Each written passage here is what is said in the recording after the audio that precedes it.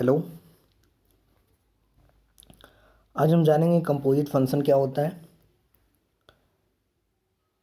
और inverse function के बारे में आगे पढ़ेंगे और कुछ फंक्शंस का इनवर्स फंक्शन निकालेंगे हम, उन पे कुछ एग्जांपल्स करेंगे, उनका प्रोसीजर जानेंगे। ठीक है, तो आगे बढ़ते हैं, जानते हैं कंपोजिट फंक्शन होता क्या है।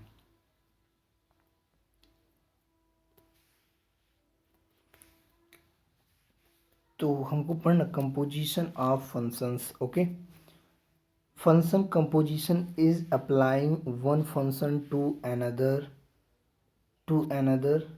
Result of another. Okay, to the result of another मतलब क्या है, अगर हमारे पास एक फंक्शन है जो कि f है, उसके अंदर हमने x को इंसर्ट किया, ठीक, तो fx मिला। अब हम fx को इंसर्ट करेंगे gx में, x की जगह पे, तब जो रिजल्टेंट फंक्शन मिलेगा g of f of x, इसको हम कहते हैं composite function. Okay, composite function, ठीक है।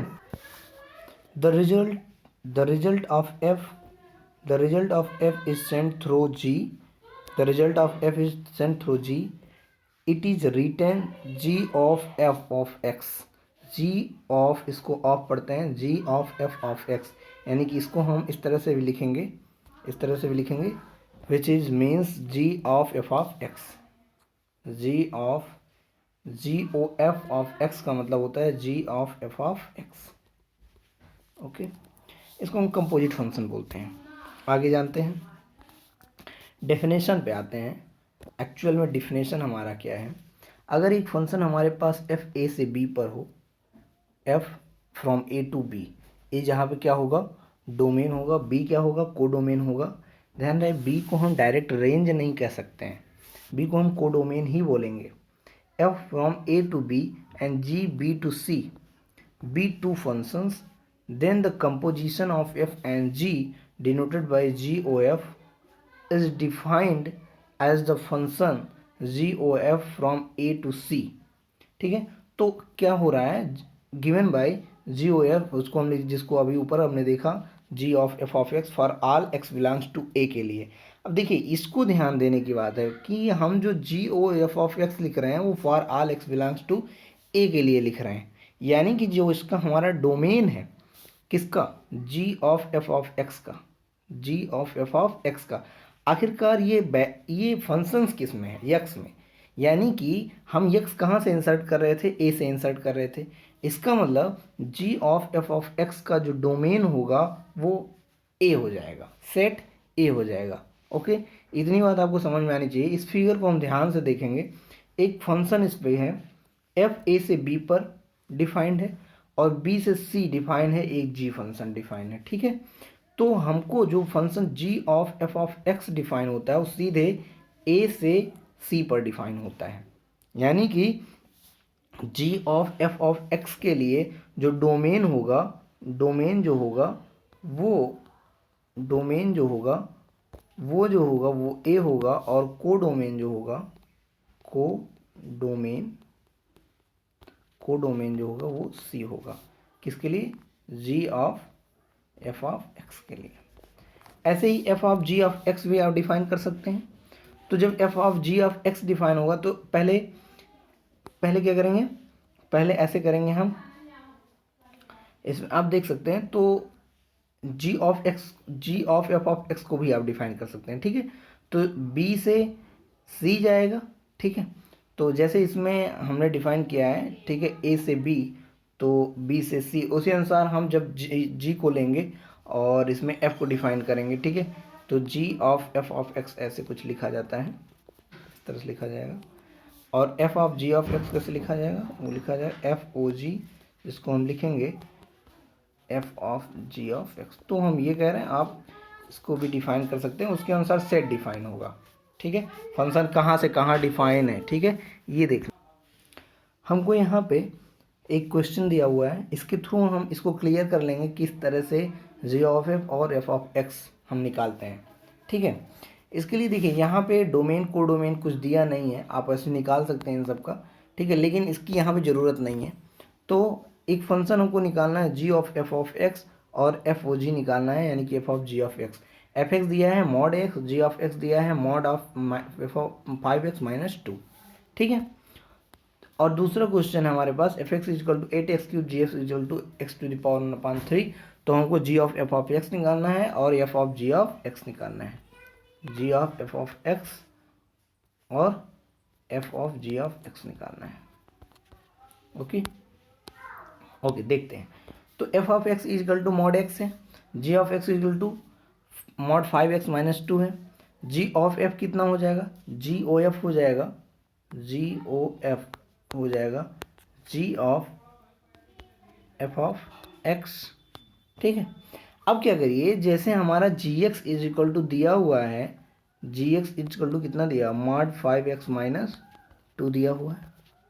तो जहाँ जहाँ यक्स है वहाँ वहाँ एफ एक्स हमको रखना है, यानी कि जी ऑफ एफ ऑफ एक्स रखना है।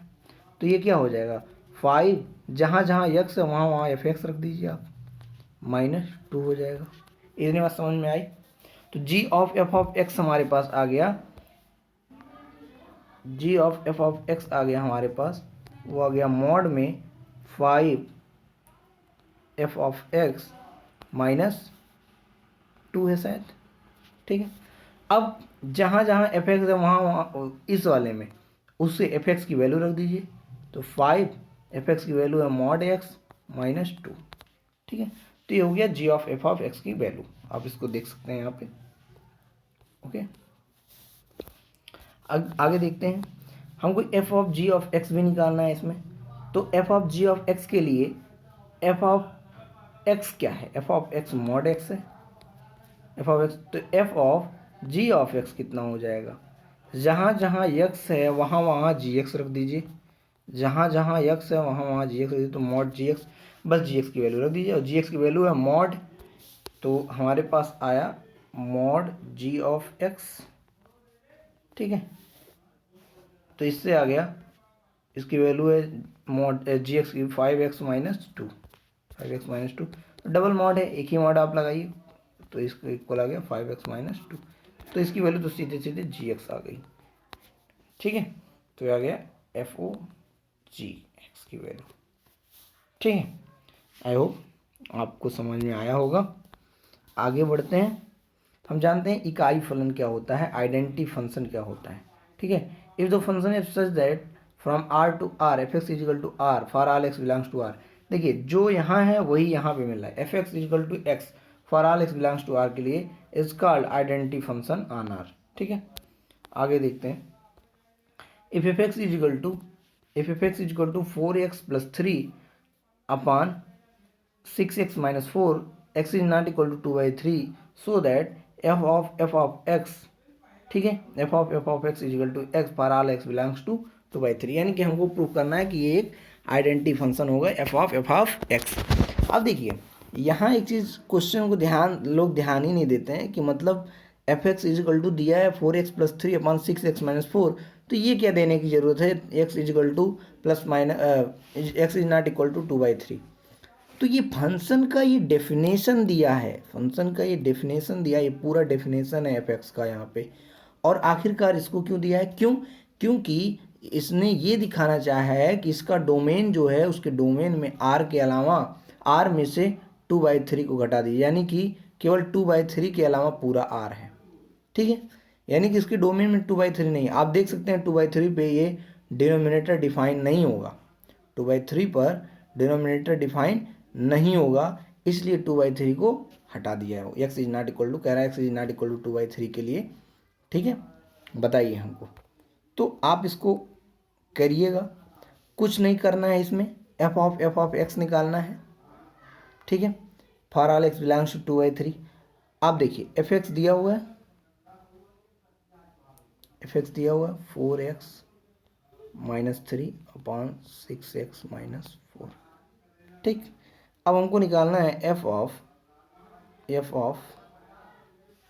एक्स, जहाँ जहाँ एक्स है वहाँ वहाँ हमने क्या रख दिया, एफ एक्स रख दिया। तो 4 F of x minus 3 upon 6 F of x minus 4। तो क्या करेंगे आप, बस एफ एक्स की वैल्यू रख दीजिए। एफ एक्स की वैल्यू कितनी है, 4x माइनस 3 अपान 6x माइनस 4, हर जगह रख दीजिए, आपको सॉल्व होके इसकी वैल्यू x मिल जाएगी। ओके, आप करेंगे इसको, हम उम्मीद करते हैं। आगे हम पढ़ेंगे इन्वर्टिबल फंक्शन क्या होता है, ठीक है, और हम इसमें सीखेंगे कि किसी फंक्शन का इन्वर्स फंक्शन निकाला कैसे जाएगा। इन्वर्टिबल फंक्शन, ठीक, तो इसकी डेफिनेशन को पढ़ने से पहले अगर हम एक चीज़ देख लें इसमें, इसको देखते हैं, inverse function. Okay, inverse function is the most general sense are functions that reverse each other. For example, if f takes a to b, then f inverse must take b to a. इसका मतलब समझिएगा, इस figure से समझिए इसको। अगर f में a को हम इंसर्ट कर रहे हैं, यानी कि f x की जगह पे a इंसर्ट किया हमने, तो ये हमको दे रहा है b, वो दे रहा है b, ठीक है, b दे रहा है। और अगर एफ इनवर्स में बी को इंसर्ट करें तो हमको ए देना चाहिए, यही इनवर्स का मतलब है, ठीक है। तो क्या हर एक फंक्शन का इनवर्स फंक्शन पॉसिबल है? ऐसा ज़रूरी नहीं है, ठीक है, उसके लिए कंडीशंस हैं, तो इसको हम पढ़ते हैं। अब डेफिनेशन पे आते हैं हम, इसको भी देख लीजिए। In other word f of a is equal to b, f inverse b is equal to a. Okay, आगे हम देखते हैं, इसमें हम इसका डेफिनेशन देखेंगे, इसका डेफिनेशन पे आएंगे, ठीक है। तो हम देखते हैं इन्वर्टिबल फंक्शन क्या होता है, इसके हम डेफिनेशन पे आते हैं। A function from x to y is defined to be invertible if there exist a function g from y to x such that f of g of f of x is equal to ix and f of g of y is equal to iy। इसका मतलब समझिए, iy का मतलब y से और ix का मतलब x से है, ठीक है। तो इसको आप एक दो बार पढ़िए अपने से, आपको इसमें ज़्यादा कुछ समझ में आएगा। Thus, if f is invertible then f must be 1 1 and on 2। इस स्टेटमेंट के अनुसार अगर f इन्वर्टिबल है तो f को 1 1 और ऑन 2 होना चाहिए। And conversely if f is 1 1 and on 2 then f must be invertible. Okay, f must be invertible, ठीक है। तो आप इसमें ये आपको ध्यान में रहना चाहिए, if f is invertible then f must be 1 1 and on 2 and conversely if f is 1 1 and on 2 then f must be invertible. यानी कि अगर हमको किसी फंक्शन को चेक करना है कि वो इन्वर्टिबल है कि नहीं, मान लीजिए ऑप्शंस में है वो इन्वर्टिबल फंक्शन है, 1 1 फंक्शन है, ऑन 2 है केवल, अब 1 1 ऑन 2 है तो इन्वर्टिबल भी होगा, ठीक है। यानी कि 1 1 ऑन 2 अगर हम चेक कर लें किसी फंक्शन को तो हम जान जाएंगे कि वो इन्वर्टिबल भी है, ठीक है।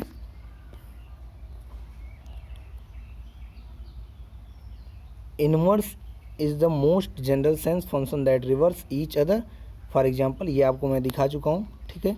इस फिगर के थ्रू इसको देख लीजिए, आपको समझ में आया होगा, मैंने पहले ही बता दिया।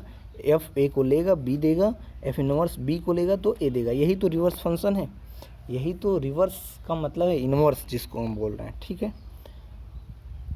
ओके, और आगे देखते हैं। In this article we will learn how to find the formula of the inverse function when we have the formula of original function. Okay, तो हम इसमें सीखेंगे। एक एग्जांपल है जिसको हम यहाँ देखिए, ये फंक्शन डिफाइन है, ये फ्रॉम क्यू टू क्यू। आप अगर इसका रेंज निकालेंगे तो वो 0 to इनफाइनाइट आएगा, 0 to इनफाइनाइट आएगा, है ना, 0 to इनफाइनाइट आएगा। तो आखिरकार रेंज तो क्यों नहीं है, तो ये तो ऑन टू फंक्शन नहीं है, तो आखिर इनवर्स की बात इसमें हम कर रहे हैं। देखिए, इनवर्स हम पर्टिकुलर इसमें किसी वैल्यू की कर रहे हैं, ना कि पूरे फंक्शन का इनवर्स निकाल रहे हैं, ठीक है। इसका निकलेगा, लेकिन आर से जो भी डिफाइन होगा 0 to इनफाइनाइट पर, इस पे हम निकाल सकते हैं, ठीक है। तो ये इस पे ध्यान देने की बात है कि यहाँ पे इसका इस पर डिफाइन नहीं हो पाएगा, ठीक है, लेकिन हम एक पर्टिकुलर वैल्यू का इन्वर्स इस पर निकाल सकते हैं। तो देखते हैं इसको कैसे निकालेंगे। ओके, हमको एफ इनवर्स 9 निकालना, तो हम मान ले रहे हैं एफ इनवर्स 9x के इक्वल है। तो यहाँ से एफ ऑफ एक्स क्या हो जाएगा, 9 हो जाएगा। अभी अभी आपने पढ़ा एफ कोई ऐसा मशीन होता है जो ए को मान लीजिए लिया और बी दिया, तो एफ इनवर्स जब बी को लेगा तो ए दे देगा, ठीक है। तो यही तो यहाँ हो रहा है, एफ इनवर्स 9 को इंसर्ट करा हमने तो x मिल गया। तो अब x को अगर हम f में इंसर्ट करेंगे तो 9 मिल जाएगा। ओके, तो यहाँ से f of x is equal to 9 हो गया, तो एक्स स्क्वायर इजकल टू क्या हो जाएगा, 9 हो जाएगा, तो x is equal to plus minus 3 हो जाएगा, ठीक है। तो यानी कि एफ इनवर्स 9 की वैल्यू 2 आ गई, क्या क्या, -3 और 3, ठीक है। अगला आप खुद करिए, थर्ड वाला देखिए, f inverse x is equal to 0 हमने मान लिया, तो एफ एक्स इजकल टू 0 हो गया। बस क्या करिए आप इसी एफ को यहाँ पर ले आएंगे इसके साथ, जैसे f inverse 0 is equal to x है, तो ये यहाँ पे आ जाएगा, तो ये एफ एक्स बन जाएगा, एफ एक्स इजकल टू 0 हो गया, ठीक है। एफ एक्स इजकल टू 0 हो गया, एफ एक्स इजकल टू 0 हो गया, और एफ एक्स की वैल्यू कितनी है, एक्स स्क्वायर है, एक्स इजकल टू 0 हो गया। यहाँ से एफ इनवर्स, क्योंकि इसी एक्स को हमने एफ इनवर्स 0 माना, तो फिर 0 की वैल्यू कितनी हो जाएगी, 0 हो जाएगी, ठीक है। आगे देखते हैं example 2। If the function f such that r to r be defined by f x is equal to x square plus 5x plus 9, f inverse 8 हमको निकालना है, ठीक है। एफ इनवर्स 8 निकालना है, तो इसमें भी क्या करेंगे, एफ इनवर्स 8 को x मान लेंगे। तो यहाँ से एफ एक्स, ये देखिए हमने ये जो बनाया है साइन, ये बोथ साइड एम्प्लाइज है, यानी कि यह इसको इम्प्लाई करता है या इसको इम्प्लाई करता है, ठीक है। तो एफ एक्स इजकल टू 8 आ गया, तो यहाँ से एफ एक्स की वैल्यू रख देंगे x square plus 5x plus 9 is equal to 8, तो x square plus 5x plus 1 is equal to 0 आ गया। तो x की यहाँ से 2 वैल्यू आ गई, तो यानी कि एफ इनवर्स 8 की 2 वैल्यू हैं, प्लस -5 प्लस √21/2 और -5 माइनस √21/2, ठीक है। Now please read the double star definition, यानी कि जो इन्वर्टिबल फंक्शन का डेफिनेशन है हम कह रहे हैं उसको आप पढ़िए। तो इसको आप एक बार देख लीजिए, इन्वर्टिबल फंक्शन क्यों हमने ऐसा कहा, क्योंकि हमने इसमें लिखा है कि फंक्शन कुछ ऐसा है और वो फंक्शन फिर इन्वर्टिबल है तो 1 1 और 2 होगा। लेकिन जो हमने आपको यहाँ कुछ एग्जांपल्स करवाए हैं, इसमें अगर इसको पर्टिकुलर हम यहाँ पे देखें f such that r to r, तो आपको हो सकता है रेंज इसका आर ना मिले, और ना मिले कि मिलेगा नहीं, आर पूरा नहीं मिलेगा, ठीक है। तो आखिरकार ये R2 तो नहीं हुआ, तो हम इसमें इन्वर्स, तो इसमें हम फिर से कह रहे हैं इन्वर्स हम इसमें किसी पर्टिकुलर वैल्यू की निकाल रहे हैं, ना कि पूरे फंक्शन का, ठीक है। इस डेफिनेशन से जो एफ डिफाइन है आर से आर पर, यहाँ हम फंक्शन का इन्वर्स नहीं निकालेंगे। ओके, आगे आते हैं, rule to find inverse of the given function. हम किस तरह से रूल कौन सा है उसको कैसे अप्लाई करेंगे ये देखते हैं। तो आप कुछ मत करिए, करना आपको ये f x is equal to y आप लेट कर लीजिए, जो फंक्शन दिया है उसको वाई मान लीजिए, f x is equal to y to obtain x in term of y, ठीक है। आप सबको वाई को इकट्ठा, केवल एक्स को आप निकाल दीजिए और वाई के टर्म में लिख दीजिए, एक्स को वाई के टर्म में लिखिए, ठीक है। यानी कि एफ ऑफ वाई का फंक्शन बना लीजिए, and in second step replace x by f inverse y, और एक्स की जगह पे एफ इनवर्स वाई रख दीजिए, आपको इनवर्स फंक्शन मिल जाएगा, ठीक है। तो इसके एक क्वेश्चन के थ्रू समझते हैं, find the inverse of function f r to r given by f x is equal to 3x + 5। Okay, तो आप यहाँ पे 3x + 5, अगर इसको पहले ये चेक करें 1 1 और 2 है कि नहीं, इनवर्स निकाला जा सकता है कि नहीं, तो 1 1 है, क्योंकि इसका डोमेन R है और इसका भी डोमेन तो R है, ठीक है। और अगर रेंज की बात करें हम, तो रेंज, क्योंकि ये एक ऐसी लाइन आ रही, तो रेंज इसका -∞ से +∞, यानी कि रेंज R है। तो रेंज अगर R है तो इसका मतलब ये R2 तो हो गया। जब R2 हो गया, अब हम अगर 1 1 की बात करें, तो 1 1 की अगर बात करें तो हम इसको लिख सकते हैं 3x + 5 = 3y+5 f x is equal to f y, तो एक्स इजिकल टू वाई आना चाहिए। तो यहाँ से 3x इजिकल टू 3y, तो यहाँ से 3 से डिवाइड कर दीजिए दोनों तरफ, x इजिकल टू वाई आ गया। दिस इम्प्लाई इंजेक्टिव, ठीक है, इंजेक्टिव हो गया, 1 1 हो गया। तो 1 1 R2 ये फंक्शन हो गया, यानी कि इन्वर्टिबल है। इन्वर्टिबल है तो कैसे निकालेंगे, अब हम इसको मान लेंगे एफ एक्स इजिकल टू ये दिया हुआ है तो y इसको मान लिया, y इजिकल टू 3x+5। अब x को आप केवल अकेले रखिए, तो आ गया ये y-5/3 इजिकल टू एक्स। ये क्या हो गया, यही एफ इनवर्स y है हमारा। तो f inverse y is equal to y-5/3 हो गया। तो अगर जहाँ जहाँ y है वहाँ x रख दें हम, तो एफ इनवर्स x बन जाएगा। तो x-5/3 हो जाएगा एफ इनवर्स x की वैल्यू, ठीक है। अगला एग्जाम्पल देखते हैं। So that function R2 r given by f x is equal to log x plus under root x² + 1 base a greater than 0 is not equal to 1 is invertible and find the inverse, ठीक है। हमको show करना है कि invertible है, तो कहीं ना कहीं आपको इसमें इसका रेंज निकालने को भी मौका मिल रहा है, ठीक है, क्योंकि जब रेंज निकालेंगे तभी आंटू फंक्शन के बारे में हमको समझ में आएगा कि आंटू है कि नहीं है। तो पहले तो बताना इन्वर्टिबल है, ठीक है। अगर इन्वर्टिबल है तो हमको इसका इन्वर्स फाइंड करना है, ठीक है। To prove f is invertible we have to show f is 1 1 and R2, ये आपको समझ में आ रहा होगा। फॉर 1 1 दो तरह से 1 1 दिखाया जाता था। जब एक हम लिखते थे f x is equal to f y, then x is equal to y हमको शो करना होता था।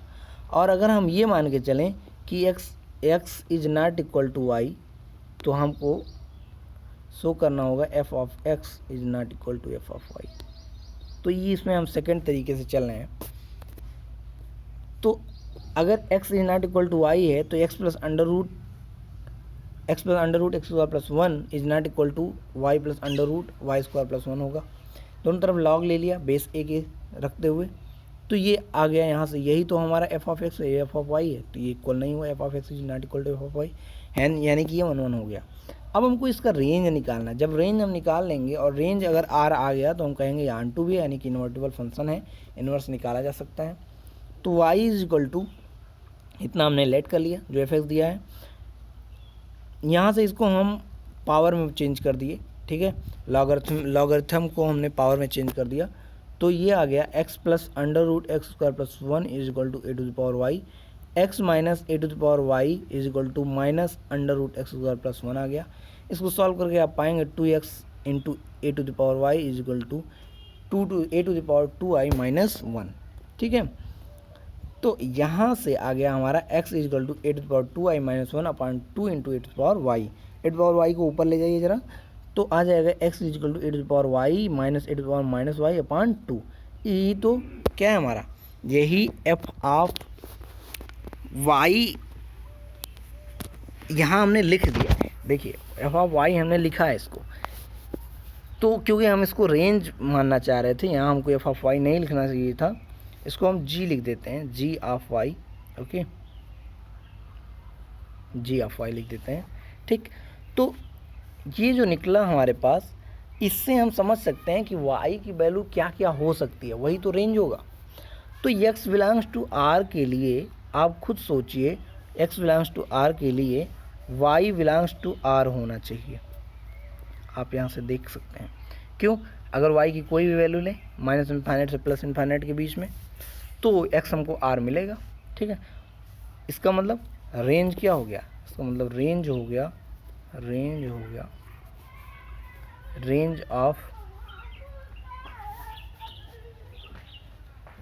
Range of function is equal to r -∞ to +∞, यानी कि R2 हो गया, ठीक है।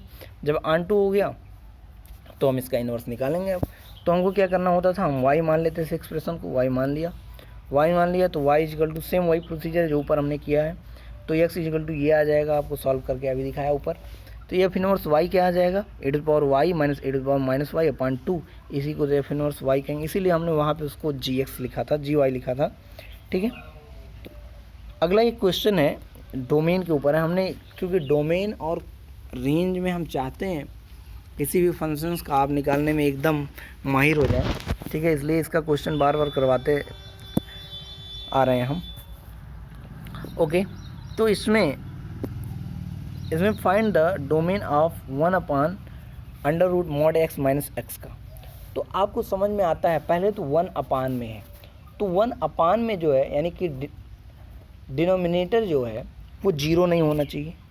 अगर डिनोमिनेटर 0 हो जाएगा तो फंक्शन डिफाइन नहीं होगा, तो डिनोमिनेटर 0 नहीं होना चाहिए। इसके लिए और अंडर रूट में कोई भी वैल्यू लिखी होती तो ग्रेटर आर इक्वल टू 0 होनी चाहिए। अच्छा, तो ग्रेटर आर इक्वल टू 0 तो ठीक है, लेकिन उसको 0 भी तो नहीं होना चाहिए क्योंकि नीचे है। इसलिए जो अंडर रूट में लिखा है under mod x minus x वो ग्रेटर देन 0 होगा। अब आप खुद सोचिए इसको ज़रा, mod x greater than x कब होगा? जब x हमेशा निगेटिव हो, जैसे -mod 3 is greater than -3, -5 mod में इज़ ग्रेटर देन -5। ये बात आपको समझ में आ रही होगी। यानी कि वो हर एक नेगेटिव वैल्यू x होगा, ठीक है, जिसके लिए mod x is greater than mod x satisfy करवा रहा होगा। ठीक है, तो यहाँ से x बिलोंग्स टू -∞ टू 0 हो जाएगा। Thank you. हम आगे और भी फंक्शंस में कुछ बातें करेंगे। आप लगातार हमसे जुड़े रहें, और मैं उन लोगों से भी प्रार्थना करता हूं कि जो 11th-12th के स्टूडेंट हैं, या जो बीएससी की प्रिपरेशन कर रहे हैं, या जो इंजीनियरिंग की प्रिपरेशन कर रहे हैं एंट्रेंस एग्ज़ाम के लिए, उन तक ये वीडियो ज़रूर पहुंचाएं। Thank you.